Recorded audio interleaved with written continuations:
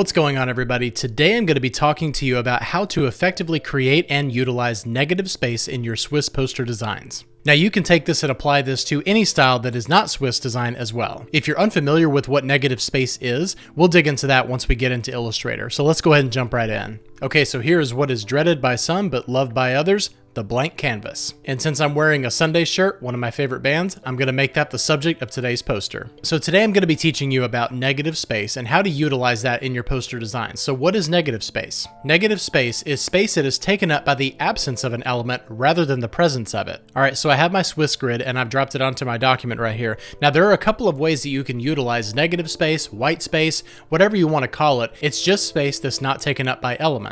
And I guess you could argue that emptiness could be used as an element. So since the Sundays is our topic today, I'm going to actually show you a couple of different ways that you can utilize negative space here. The first one is pretty simple and almost anybody could do this. Really anybody could do what I'm going to show you. This font that I've got right here is called Visby. You can actually get it from Adobe Fonts. So I'm just going to type out the letter S and convert it to outlines by hitting Shift-Command-O. And I'm going to hold down Shift as I size this up to constrain the proportions. And I'm going to drop this in a space not in the center of the poster, but somewhere where I can actually balance it out with some other text. And that's really the key here. If you're going to be utilizing any kind of negative space, you want to make sure that you balance it out. So I'm going to align it to this guide right here, and then align this to this guide right here. And I've got my smart guides turned on, so it's automatically showing me where that guide is. So now that I've got it placed for the bottom left guide, and then also the bottom guide right here, I'm going to select my S, go to my transform panel, and click on reference point bottom left. I'm going to make sure that I constrain the width and height proportions there. And then I'll just hold down Shift and size this up to this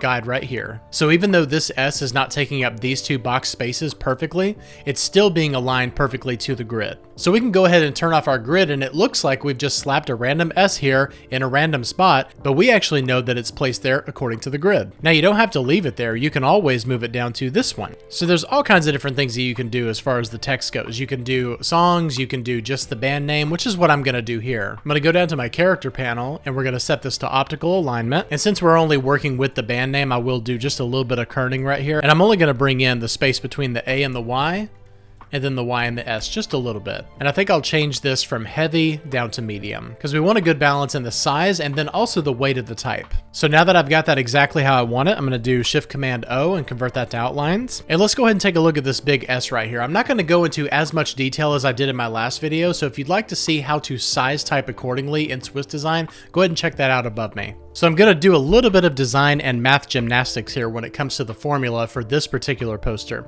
So what we're going to do is I'm going to grab this height right here, which is the 6.76 number. We're going to copy it and go over here to the main type, and we're going to paste it in and say times 0.3.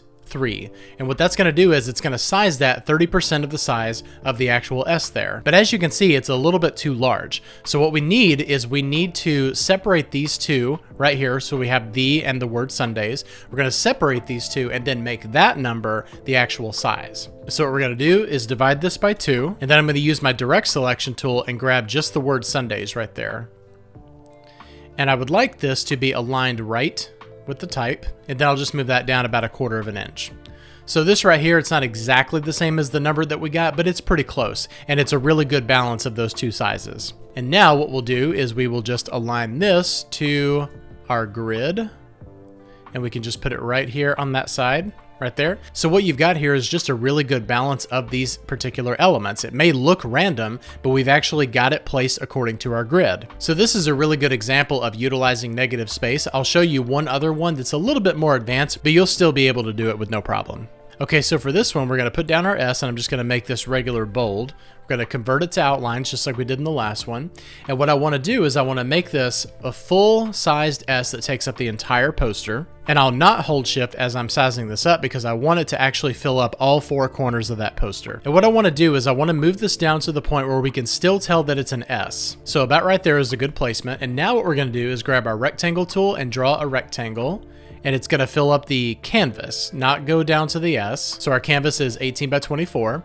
And now I'm going to take the rectangle that I put down and I'm going to send it to the back by saying Shift-Command left bracket. And then I'm going to select both of them and go to my Pathfinder and click on minus front. So what that does is it subtracts the S from the rectangle that we created. And it creates negative space. So this may look like a black background with a white S, but there's actually no S there. There is no spoon. If you click on your direct selection tool and try to select something here, you'll see that you're not able to select anything. But you can select the black and you can move this over and see that the negative space is actually inside of that S. And you'll also notice that because we have some overlapping right here in these two corners, that when you move this over here, then those curves are left down at the bottom. So if you wanted, you could grab just those two curves down at the bottom and delete them. And this still is an obvious S right here, so nothing to worry about there. But just to make sure that it stays nice and classy, I'm gonna leave those curves down there. But what I'm gonna do is select everything and I'm gonna unite everything together so now everything is one shape. All right, so I'm happy with the placement there. So what we'll do here is we will put down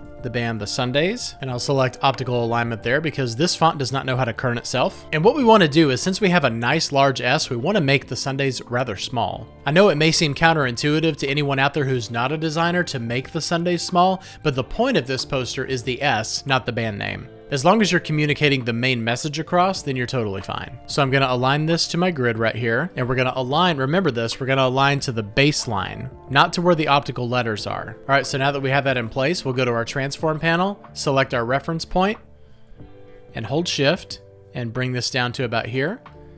And I want to see what it looks like if we do this. All right, very nice and still very legible. You can see that the Sundays wording does not have to be huge in order to get your point across. Because like I said earlier, the point is the S, not the Sundays. But even though it's small, it's still large enough to get the message across. Now, if I were gonna turn this into a concert poster, then I would bring this up here, bring up our grid, and I would definitely make sure that that was a headlining type. Place it up here and we would align to the top grid, and then you would just fill in the rest of the information below. But to my knowledge, the Sundays haven't put on a show in over 20 years, so I'm just dreaming at this point. All right, well, I hope that that was useful for you, and I hope that I taught you something in Illustrator today. If you have any other topics that you'd like me to cover, please put them in the comments below. Thank you so much for watching. If you like this video, please hit like and subscribe and click the bell for notifications to be notified of all future content. Thanks a lot for watching, and I'll see you next time. Bye-bye.